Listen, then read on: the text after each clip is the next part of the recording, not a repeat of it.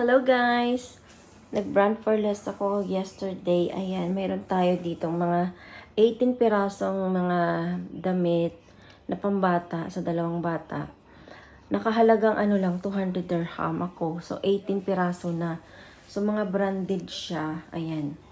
Hindi ko na lahat nakuhaan ng video guys kasi inedit ko lang dito siya sa sa Reels sa Facebook. So, ayan.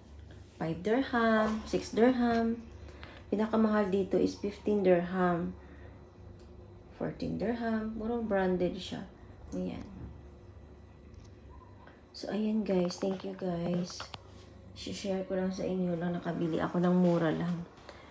Malinis pa siya kasi syempre sa naman sa store ko siya binili. Hindi siya okay-okay kundi nakahang siya.